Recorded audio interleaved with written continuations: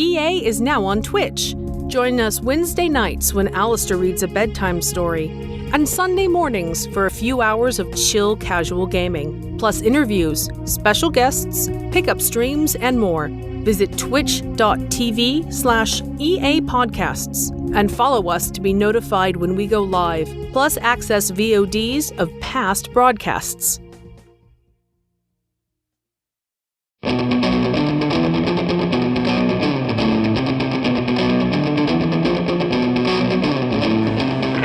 Escape Pod, Episode 966, Code Switching, Part 1 of 4, by Malin Edwards.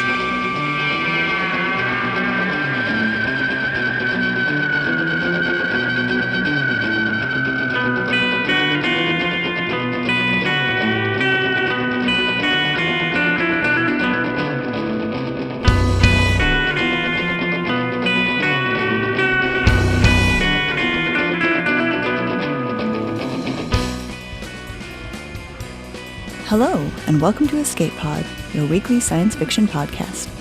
I'm Valerie Valdez, your host for this episode. Our story this week is part 1 of Code Switching by Malin Edwards. It originally appeared in If Wishes Were Obfuscation Codes and Other Stories in September 2023 and will be presented in 4 parts. Born and raised on the south side of Chicago, Malin Edwards now lives in the Greater Toronto area, where he was lured by his beautiful Canadian wife. Many of his short stories are set in an alt-Chicago future and feature people of color. He is an Ember Award and Sunburst Award finalist. His short story collection, If Wishes Were Obfuscation Codes and Other Stories, was published by Fireside Press in the fall of 2023. Our narrator this week, Dominic Rabram, is an award-winning Haitian-American multimedia artist and voice actor specializing in short fiction. He's also directing a computer game set during the Haitian Revolution featuring telepaths. Discover more at domrabram.com. Now, get ready for a star athlete to make a deal with a certain kind of devil, because it's story time. Code Switching by Malin Edwards. Read by Dominic Rabron. Jean-Michel. Intro. All I'm ever going to do is stay black and die. Jean-Michel featuring Kinsley Chase. Kinsley Chase sits on Mama Mouette plastic-covered couch. The Intel humble brag sub-program Stanford Sutton Industries chipped me with says she's wearing a circa 2020 Teresa Frujstad Eggespo Resurrection skin load. I had no idea this shit actually worked. I don't humble brag. I thought it was all about narcissism and went in one direction, so I said fuck that shit. But Kinsley Chase humble bragging about how unique, meaning how expensive, her skin load is makes sense. These days, pouring honey like that into some poor black people's ear can be an effective war propaganda tool. We all know both the state of Illinois and the sovereign state of Chicago recruiting. Too bad I don't like Siwo or La Guerre. Besides, Mama Mouette and I don't need no tools. We just need to pay our bills. I don't sit up from the couch across from Kinsley Chase. I don't think I could sit up if I wanted to. And not just because the sweat on my cheek has fused it to the plastic. I'm close. It's about my time. Mouette toujours welly just fine from this position. She's got this chin-length, dirty blonde, straight razor cut. Eyes I can't tell whether they're blue or gray. Full, for a white girl, Cupid's bow lips. The skin of a rich, 22-year-old white girl expat who lives in Corfu. And just so y'all know, she ain't all that. I see all this because I can't look nowhere else or turn over the other way. I need to conserve my energy for the press conference tomorrow. She puts her palms under her chin to frame her face and smiles at me. We do good work, don't we? I nod, reluctantly. What do you really look like? This ain't the first skin load I've seen her wear. She turns a bit sideways to pose so I can see her profile. What do you think I really look like? I smirk. Maybe like that? I mean, you might be Norwegian for real, but I have a hard time believing the bullshit your humble brag is telling me. She gives me a wry smile. And why is that? I kiss my teeth. I can't even remember how long ago it was when y'all was going electric resurrect me, but here I am, still alive, still dying. We're true to our word. I'm true to my word. Remember, I am a 10th degree maven. I cannot lie. Nah, see, you ain't slick. I know how your spark creed goes, and it ain't the way you just said it. You're trying to be cute with your words. It's supposed to go, I, Kinsley Chase, am true to my word and my profession. As a 10th degree maven, I cannot lie in a manner that brings harm and detriment to the company or organization that bought and currently holds my PR Guild contract. She laughs. It's the same one I've heard before. That's the only real thing about her. The first time I met your mother, she says, she looked me up and down and then told me, I don't brook no fools. I take it you don't either. Louder this time. Yep, that's you in there for real. No matter what skin load you wear, you still talk and move like a white girl. She gives me a tiny smile. I can't read it, and it's not because of the way I'm lying on the couch. Kinsley Chase stands. Make sure you arrive an hour early for the press conference tomorrow. I scowl at her. Not all black people run on CP time. I didn't say you or all black people do. I struggle to sit up. And not because the plastic sucks at my cheek, trying to keep me down. Kifela, what are you trying to say? Familiarize yourself with the Bugatti Chiron Supersport 300 exosuit specs I just sent you. Her tiny smile is gone. And then, so is she. Shit just got real. And I don't know why. Jean-Michel. 1. Rainbows and Kangals. Jean-Michel featuring the Journo crew. I don't make eye contact with no one. I ain't here for fun. I just pull my orange and blue Walter Payton college prep hood low over my face. Yeah, I'm trying to ghost this space, post-haste, and I'm going to start this race. Y'all gonna do y'all's part and be sure to give me chase, cause y'all know y'all will. Anything for a story. My story, his story, all glory. But not for a DuSable Haitian looking for a place in those rich suburban tech spaces. I just want my life extended, amended and splendid, open-ended and uncontended, a chance to share their world and truly fit in it. But they won't even let me smell the North Shore peonies as I lie in a meadow there waiting for the dark of night and the rising of the Pleiades while I think of my girl Esme Verite. If I tried all that, they'd tell me, Noafa, please go back to your monkey trees because we know you can't afford Stanford Sutton's Android fees. And they'd say it to my face, but with a smirk and with civil ease. So here we are, me looking through the bell jar at these reporters who crossed sovereign state borders so I could be drawn and quartered. Nah, these ain't my Ace Boone Coon Chicago reporters. These are them stater journals wishing this press conference with me was a circle jerk hollow vid porno. Yeah, I said it. That's what they do. Them graphs they gonna write about me tonight won't be nothing new. It's gonna be the same old, but not rainbows and Kangals. Electric blue, coolin', stylin', sharp. My every movement gonna be chronicled by these stater journals, whose dislike of me is so comical they should be wearing tweed and squinting through monocles.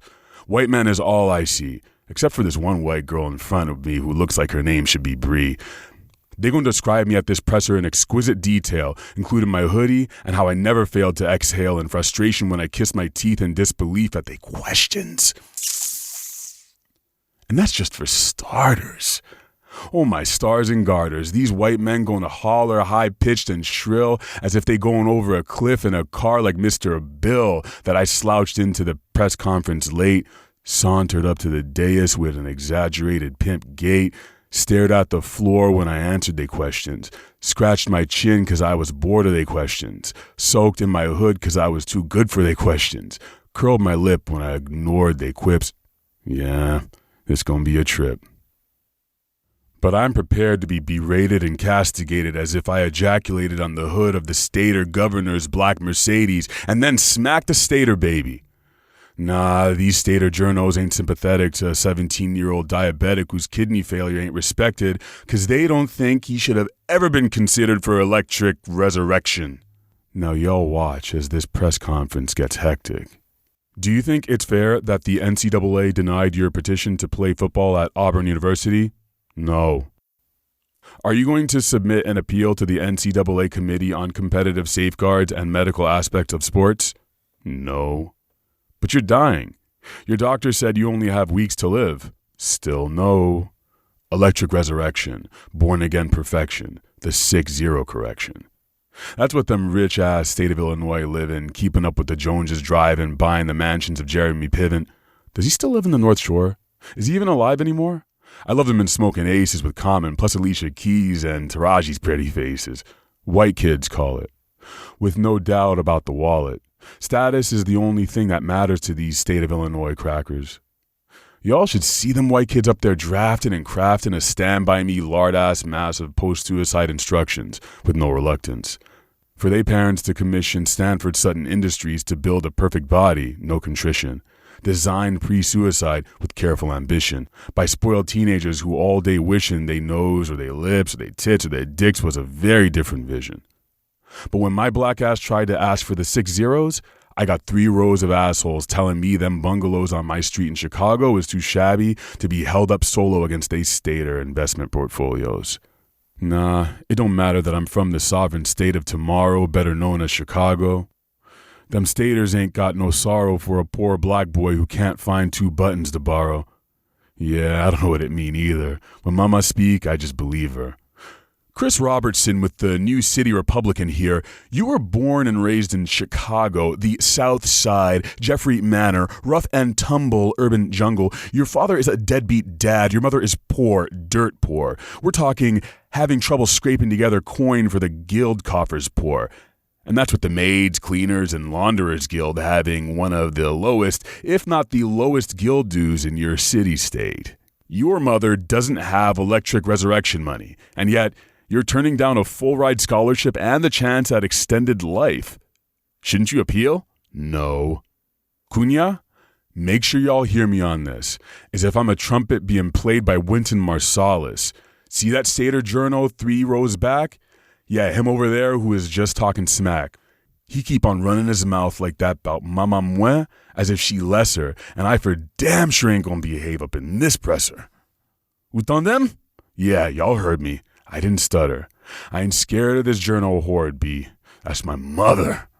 I'm going to start breaking shit up in here. Lights, cameras, crackers if that journal don't catch some fear and realize that's Mama Mwen and I cherish Madame Sa, something dear. Trevor Atkins with the Hilltop Examiner here. How much did Stanford Sutton Industries quote you for your electric resurrection? I don't know. You don't know? Nope. How do you not know this? This is literally life and death we're talking about here. Stanford Sutton Industries must have quoted your mother and Auburn University price. Stanford Sutton Industries must have dragged some nice, big, fat, round number across the hollow table for your mother. Gynoids, androids, and pageroids don't grow on trees. Those are expensive and exclusive products, especially the pageroids. They can't be paid for with hopes and dreams. Stanford Sutton Industries doesn't conduct financial transactions with monopoly money. Tonton Cosé, listen to this bullshit. Mpasezi. And I ain't surprised. Not one bit. These JJ don't think I'm worthy because my skin too dirty. Sadako? No, really, that's all right. I still love Mika Mireya Seno who birthed me. She ain't gonna be happy, though, when she read them Stater stories tomorrow. I'm gonna tell Mama Mwe to gorge on that Chicago Hollow News feed first, and then pick up that Stater low-fat junk slow, best to worse, prepping my Went's face for when she cuss, 'cause y'all know she will. But don't worry, Mama Mwe still gotta be on church Sunday morning, bright and early. Jim Becker with the North Shore Clarion. Did Stanford Sutton Industries give you a date for resurrection? Yes. So when is it? That ain't none of y'all's business. Listen, son, do you really want that to be your response? Oui. Especially since I ain't going through with it. Next question. Brett Larson here. In 5 minutes, the Patriot Whig Standard will break the news that you're a selfish, ungrateful son who doesn't love his mother because she kicked out of the house the only person you've ever loved in this world, your father, when you were 5 years old. And your decision to not appeal the NCAA's ruling is your way of getting back at her for that. 12 years later. I want to give you a chance to respond to this on the record before this news breaks and everyone in your city-state and everyone in the North Shore is talking about it. What do you have to say to that? Ala da caca. I don't know what it means. That's bullshit. Fine. Call it what you will. My feature will also mention the secret deal your mother has just made with Stanford Sutton Industries, which in part states that she will go into cryosleep at their labs, allowing Stanford Sutton's scientists to conduct all the research and experiments they want on her, as long as Stanford Sutton Industries first waive all electric resurrection fees in the contract your mother signed months ago. Second, include a new clause to re-up you every year after the first 5 of your electric resurrection, which will last the duration of your natural lifespan. As long as the cryo research on your mother yields satisfactory results. And third, waive any and all fees associated with Auburn University regarding your electric resurrection. What do you say to that? For the bilingually challenged like Monsieur Larsen here, that's also bullshit. You really want that to be your quote? Next question. The Standard is not the only outlet that can break news. Jack Carlson from the Beacon Hill Banner here. My sources tell me that, considering the large amount of money Auburn has invested in you, the committee will allow you to play this fall, but only if you agree to Stanford Sutton Industries reducing your performance output to 40%. What do you have to say to that? Next question. Ray Malone, freelance hollow vid journalist extraordinaire here. Some people believe that for a person, a human, to truly experience emotions, you must have a flesh and blood heart. And you must have a wrinkled gray brain matter. You have those right now. But I also notice how you look upset and disappointed. Are you refusing electric resurrection because you won't have a flesh and blood heart? You won't have a wrinkled gray matter brain? And you're afraid you will no longer have true human emotions? Next question. Are you afraid you won't feel like yourself if you undergo electric resurrection? Next question. Are you afraid you won't feel like a real boy? Next question. Danny Meyer here from the New Times Republican. I'm not sure where Malone is getting his information, but it's been proven that if one were to undergo electric resurrection, one would feel like a real boy or girl. Scores of teenagers in the North Shore undergo the procedure every day, and they keep whatever memories they want intact. These teenagers have programming that is very complex, sophisticated, and detailed. They emote. They have feelings.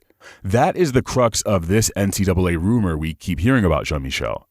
You will not be allowed to practice or play after you undergo electric resurrection unless your performance output is reduced to 40% because the committee is concerned you will retain the anger we see in you now, which we've also seen in you this past year since you become terminally ill, and unleash it without mercy upon your opponents on the football field.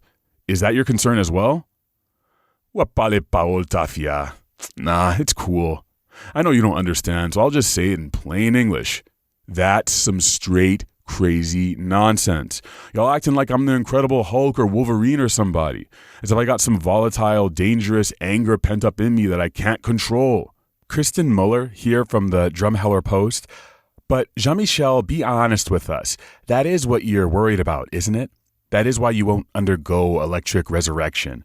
As an athlete, a football player, you realize how dangerous electric resurrection can be on the field for both your teammates and your opponents. That's why you're declining Stanford Sutton's offer, right? Next question. Okay then, do you agree with the NCAA's ruling? No. The NCAA is concerned that you will be much faster after the electric resurrection. What do you think? I won't. The NCAA is also concerned that you will be much stronger after electric resurrection. What do you think? I won't. How do we know you won't? Stanford Sutton Industries assured me that the program and his coders would give my electric resurrected body would be the exact same speed and strength as I was on my last day of full health. They didn't tell me nothing about no 40% output performance. So if I was to undergo electric resurrection, there won't be nothing dangerous about it, and there won't be nothing dangerous about me. But how do we know that? How do we know we can trust the programming? Y'all just bragged about how them teenagers in the North Shore... But as one of my colleagues just said, it's been proven that Stanford Sutton Industries can capture a deceased person's memories whole, intact, and accurately, and transfer those memories to the resurrected body they've built, which results in true, believable human feelings. On the other hand, electric resurrection for athletes, especially ones like you who come from places like you do, includes memories, feelings, and experiences that have not been proven yet to engender a safe performance output. The NCAA just doesn't know what your electric resurrected body will do on the field with your experiences and memories inside of it. So from a legal perspective, they can only risk this with a significant performance output reduction. But you say none of this is a concern for you.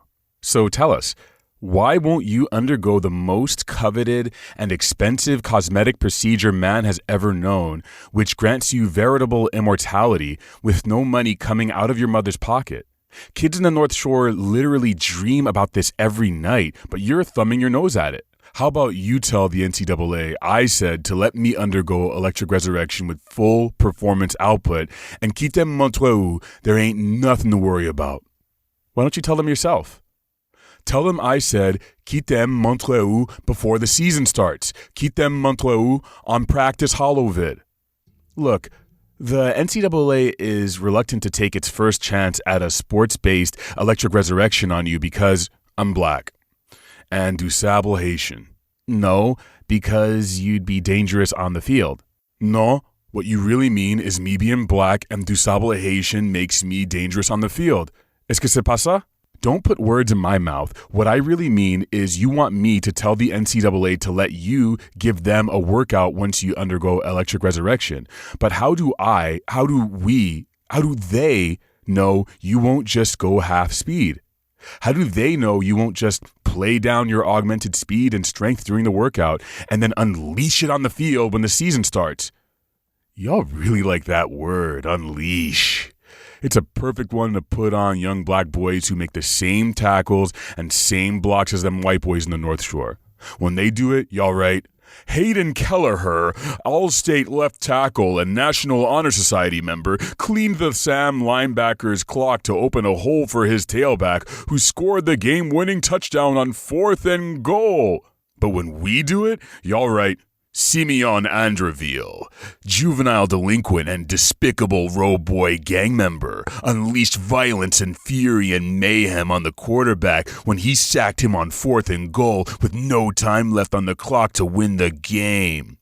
Just tell the NCAA, T'es Montreux, maché.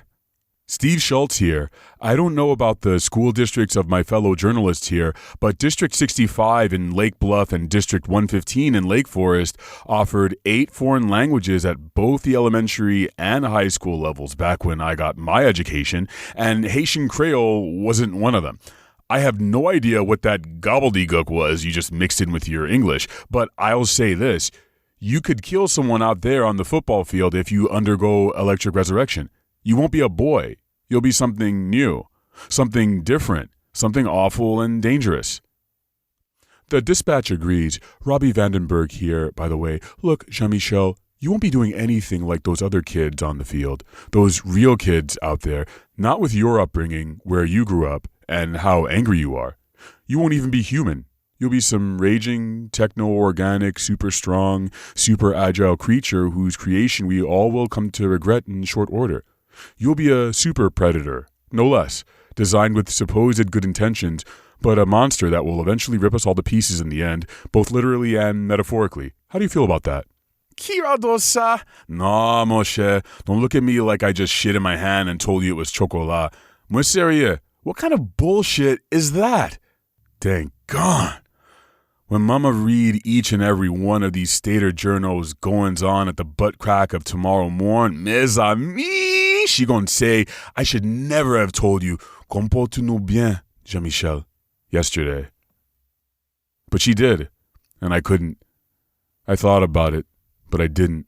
I mean, so fresh and so clean. Why would I be good to these stater journos who don't see me as nothing but a hood? Thug is what they want to call me. I just wish they had that Chicago journalist idolatry. But I dig. I done went and got too big for my britches, so now these stater journos acting like some punk-ass racist bitches. I miss those Chicago sports reporters, worshippers, all of them, sussing the internal biometric recorders toward them. On their knees in the columns, pleading with the NCAA in their columns to reverse its ruling before autumn, just so they can watch him play football at Auburn. Now that's love. Not like this spate of hate these stater journals refuse to abate till they verbally castrate my big black mandingo trouser snake so it don't gyrate with they alabaster daughters named Kate, or Madison, or Dakota, or Mackenzie. Nah, I ain't never seen nobody delight so much in someone else's plight as these istibidget journos tonight. Frank Kowalski with the New Haven Standard here. Excuse my colleagues, Jean-Michel. They've obviously watched too many bad sci-fi B movies. I, on the other hand, have a legitimate question. How do we know your mother hasn't asked Stanford Sutton Industries to put a secret clause in that new contract? A clause that would have them program you to be an ultra-robo running back. Why would Mum do that? Why would Stanford Sutton Industries allow that? Why wouldn't they? You'd win the Heisman Trophy and almost all of the other major offensive awards, take Auburn to the national championship 4 years in a row and win each time. Go number 1 in the NFL draft and have a long, lucrative football career because you'd never get hurt. It's a win-win-win scenario for you and your mother, for Stanford Sutton Industries, and for Auburn University. So much money to be made and spent by everyone. Goddamn, Moshe, I wouldn't be no different from before. Tell the NCAA to let me show you that I would be the same running back as I was before the procedure. Tell them to give me a chance at full performance output. But how do we know you're not just looking for a chance to knock our Stater boys' heads clean off their shoulders? I just want to play ball, Monsieur Blanc. That's it. That's all. I just want to run the rock.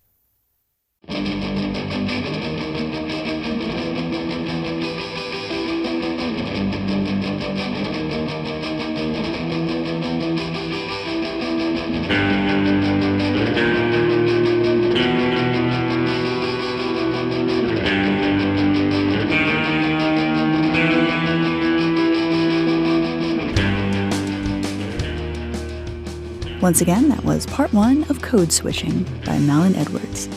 Stay tuned for part 2 next week. The concept of code switching, of tailoring the way you act and speak based on who you're interacting with, is familiar to many of us, even if we didn't have a term for it.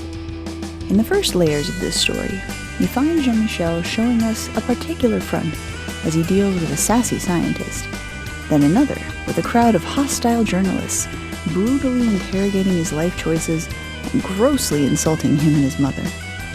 In each case, he's treated as lesser, a foolish teenager stubbornly refusing to submit to the will of his superiors, whom he questions and dismisses with justified irritation and anger.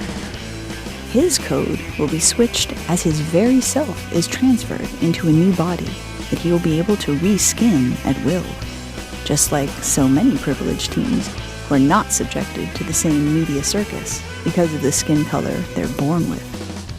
The racism is cruel and pervasive, the double standards clear. And as we delve deeper into this world, we'll go beyond the surface to find issues that are way beyond skin deep.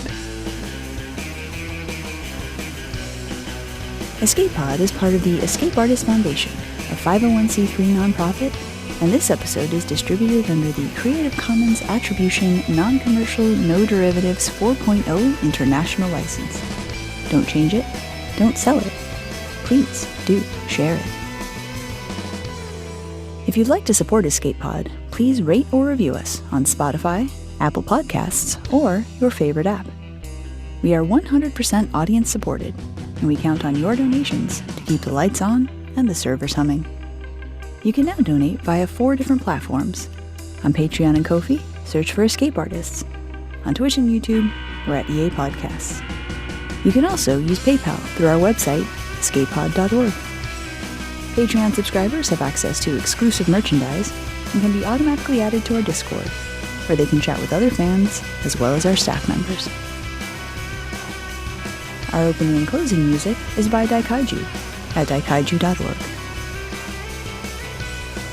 And our closing quotation this week is from Edwidge Danticat, who said, "It is perhaps the great discomfort of those trying to silence the world to discover that we have voices sealed inside our heads, voices that with each passing day grow even louder than the clamor of the world outside."